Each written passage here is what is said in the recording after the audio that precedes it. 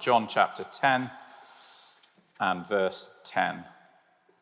Jesus Christ says, "The thief comes only to steal and kill and destroy. I came that they may have life and have it abundantly. I am the good shepherd. The good shepherd lays down his life for the sheep. He who is a hired hand and not a shepherd, who does not own the sheep, sees the wolf coming and leaves the sheep and flees, and the wolf snatches them and scatters them. He flees because he is a hired hand and cares nothing for the sheep. I am the good shepherd. I know my own, and my own know me, just as the Father knows me, and I know the Father, and I lay down my life for the sheep. And I have other sheep that are not of this fold. I must bring them also, and they will listen to my voice. So there will be one flock, one shepherd. For this reason the Father loves me, because I lay down my life that I may take it up again. No one takes it from me, but I lay it down of my own accord. I have authority to lay it down, and I have authority to take it up again. This charge I have received from my Father." Well, I've had 3 bosses since I started working in the insurance industry 25 years ago. And I've had a good run because 3 out of 3 of them have been good bosses. They've led me well and haven't completely done me over as far as I'm aware. To be honest, I'm thankful to God for them, because I've had plenty of friends over that period who've had some terrible bosses working in the city. Bosses who've taken credit for their ideas, but went missing when things went wrong.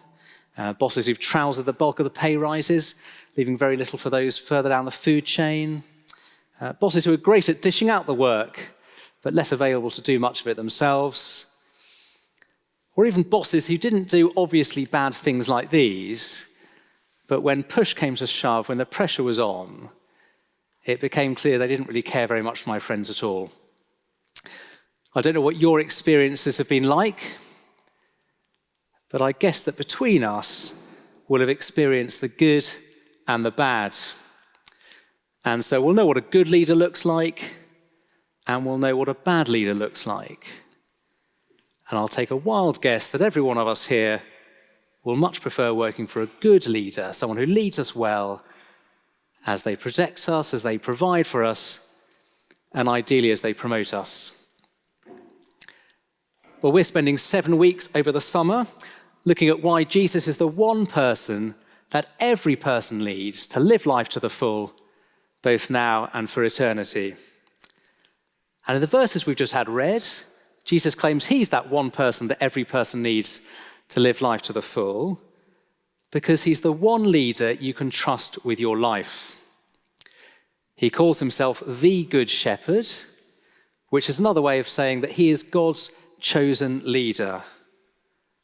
And he says the Good Shepherd lays down his life for his sheep.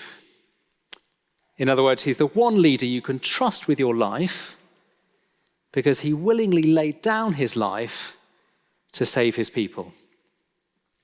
You might be a Christian here today, someone who already follows Jesus, and maybe you need a midweek injection of confidence to keep following him. You might be someone looking into the Christian faith. Perhaps someone in your office has invited you down here. You're very welcome. Maybe they've said, come and see what happens here on a Tuesday and Thursday lunchtime. Well, there's no better way to look into the Christian faith than to look at the leader of the Christian faith and what his leadership means for those who will listen to his voice and follow him. Whoever we are this lunchtime, my prayer is that we'll see why Jesus is the only leader we really need, which will give us the confidence to commit or to recommit to following him.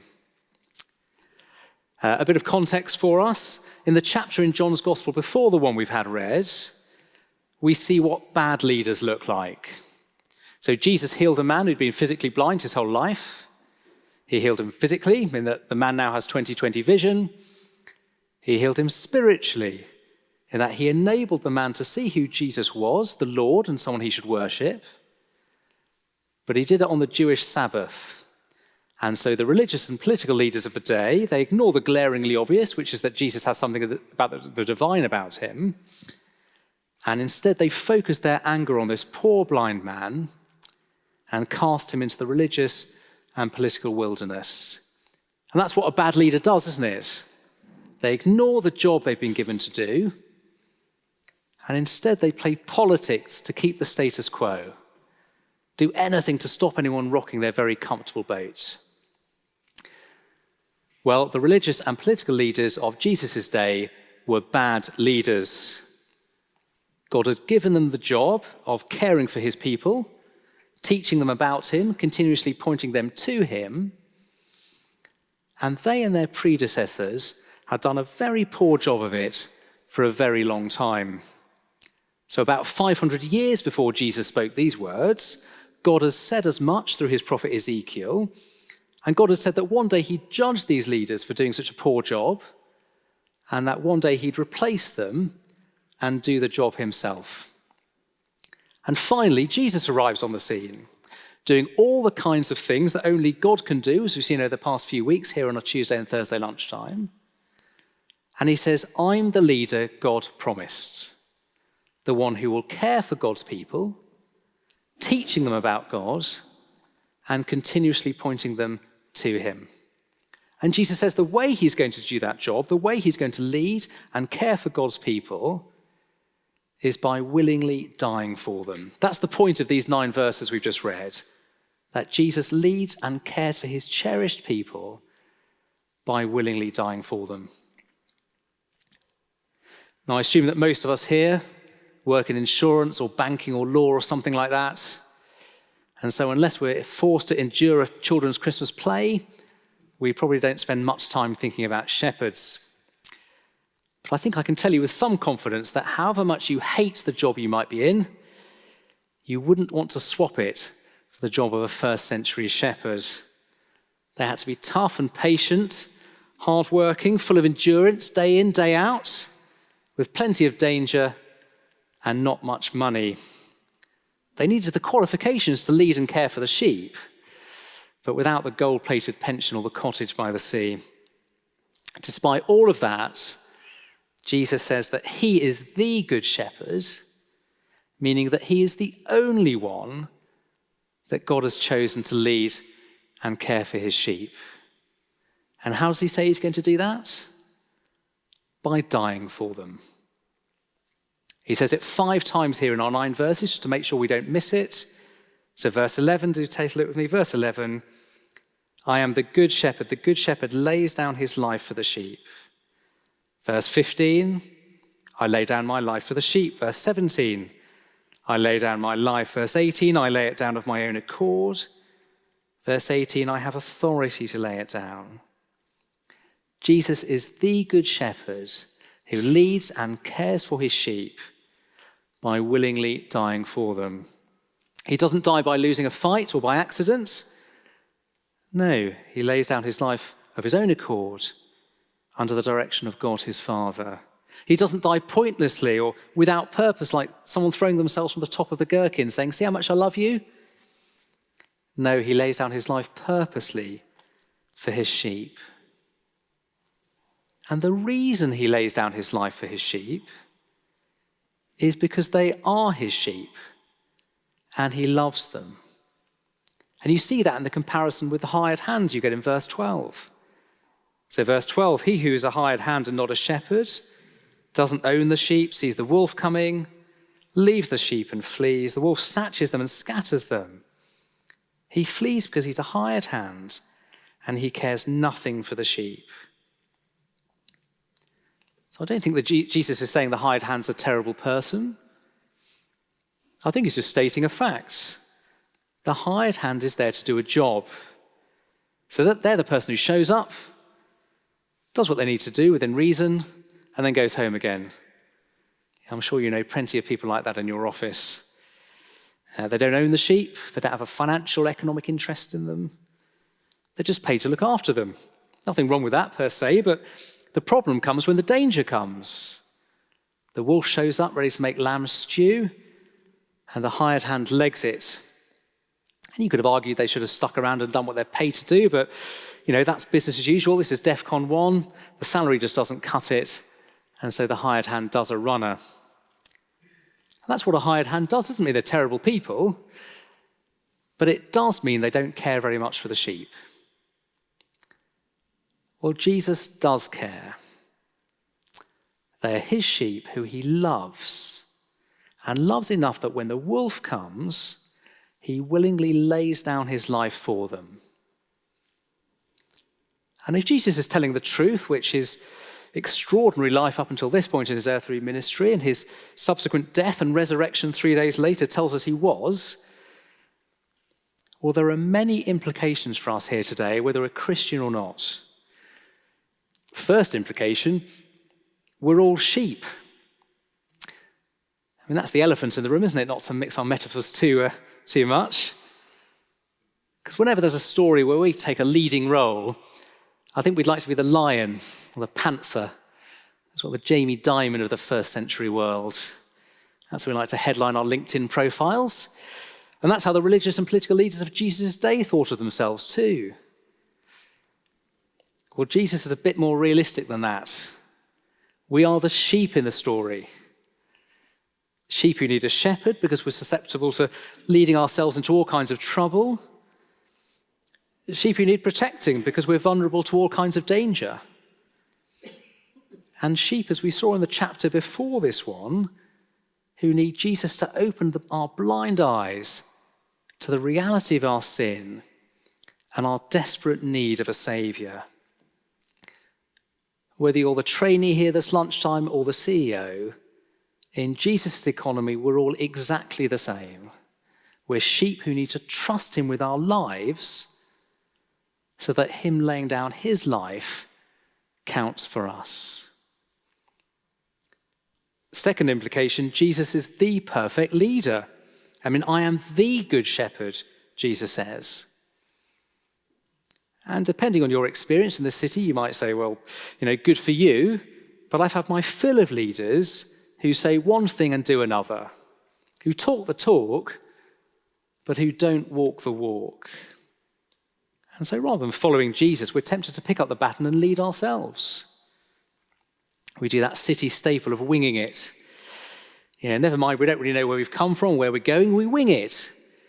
And we might acknowledge there's a higher power out there, and we sort of hope that maybe he'll think we've done all right, and so when we meet him in the end, he'll do all right by us. But if that's you here this lunchtime, it's worth remembering if you're doing that, you're still following someone. So it could be one of the political leaders of our day, it could be a different religious leader, or it could just be our own hearts and minds that we're following. But as Jesus said shortly after he spoke these words, only he is the way, the truth, and the life. And so if we're not following him, we are sheep going the wrong way for the wrong reason, which will ultimately lead us to death. And so I just say to you, if you've had bad experiences with leaders here in the city, and so you're understandably worried about following the wrong leader again, just look at what Jesus did for his sheep. I lay down my life for the sheep. I lay down my life. Jesus is the perfect leader who cares so much about his people that he died and then rose again for them. Proof that his rescue plan for his people has worked. Proof that his ability to lead us continues. Third implication, the way that we follow this perfect leader is by listening to his voice. Verse 16, they will listen to my voice. So how can Jesus say that to us today when he's now risen from the dead, ascended to heaven, sat at the right hand of God the Father? Well, he can say it because we've got his words recorded for us in the Bible. So we might read them, and that by his Spirit we might hear them. I mean, that's a supernatural work of God, but it's not a mystical work of God. The way that we follow Jesus is by listening to his words, listen to his voice as we open the Bible, just like we're doing now. And then as we ask his Spirit to help us understand and follow what he says. And as we do that, because he's the good shepherd, we can trust that what he says is good for us. So when he tells us to do something, he's leading and protecting us. When he tells us not to do something, he's leading and protecting us. Because our relationship with him is one of family. Do you see that in verse 14? I know my own and my own know me, just as the Father knows me and I know the Father. Amazingly, Jesus compares our relationship with him with his relationship and his Father. And so in a world full of confusion about how to achieve peace, contentment, satisfaction, thank God that he sent Jesus into this world to lead and protect his people so that, verse 10, we might have life and have it abundantly. So if you're here this lunchtime, perhaps you're hearing his voice for the very first time. That is the amazing future he is calling you to. So please do take the time to find out more. And if you're here and you're already following Jesus, isn't it great to know that while we might not always know where he's leading us in the short term or why, we do know that he's working all things out for the good of those who love him, and he is doing that as he leads us from the front line. I mean, personally, I've found that very comforting when things have got a bit tricky at work for one reason or another. Last implication, Jesus' work today is to call others to follow him. That's verse 16. I have other sheep that are not of this fold. I must bring them also. So if we're Christians here this lunchtime, Jesus' work isn't just to lead us, good though that is. His work is to call more people into his family. I mean, people that are already his, but need to hear his voice and hear his call to follow him. And so we shouldn't be surprised if Jesus is leading us to share that call with those around us. In fact, we should be quite surprised if he isn't doing that. And I don't know about you, but I think it can be very easy as a Christian working in the city to drift into wondering if you're in the right place. You know, are you sitting in the seat in the office that God wants you to be in? I mean, I've thought that question more times than I can possibly remember over the last 25 years. And I'm very thankful to have had wise people around me to say, you're probably not going to know the answer to that question in this lifetime. Because unless we're doing a job that the Bible specifically says don't, Jesus' voice in the Bible doesn't tell us which office to work in. But he does tell us that he has people who need to hear his call to follow him. And so wherever we work, the key is that we work in the right way. And that will involve sharing his call to follow him where we can. And when we think about the kind of leader that Jesus is, the leader who cares about his people so much that he willingly dies for them, the leader who rose again to offer his people abundant life, not to lord it over them, well, it should really give us that confidence injection to keep following him this week and to try and prod others to do the same.